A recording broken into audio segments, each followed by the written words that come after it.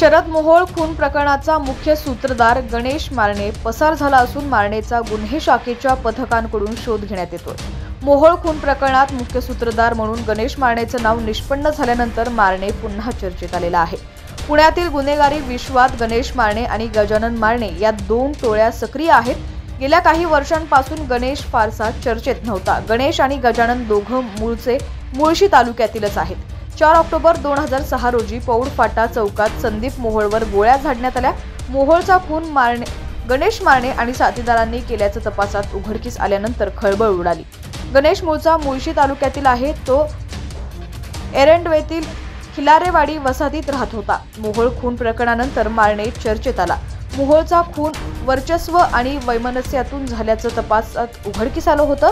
बाबा बोडके टोळीची धुरा सांभाळणाऱ्या संदीपनं प्रतिस्पर्धा टोळीतील म्होरक्यांना टिपून गुन्हेगारी विश्वात दबदबा निर्माण केला होता। कोंडव्यातील कमेला भागात मोहोळ आणि साथीदारांनी शुक्रवार पेठेतील अनिल मारणेचा खून केला होता। मोहोळचे गुन्हेगारी विश्वातील वर्चस्व मोडून काढण्यासाठी गणेश त्याचे साथीदार सचिन पोटे यांनी मोहोळच्या खुनाचा कट रचला।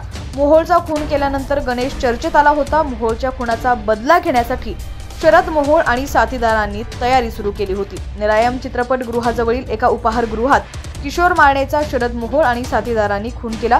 किशोर गणेश मारणेचा जवळचा साथीदार होता। 20 वर्षांनंतर गणेश मारणे त्याचा साथीदार विठ्ठल शेलार यांनी किशोर मारणेच्या खुनाचा बदला घेतल्याची चर्चा गुन्हेगारी विश्वात सुरू आहे।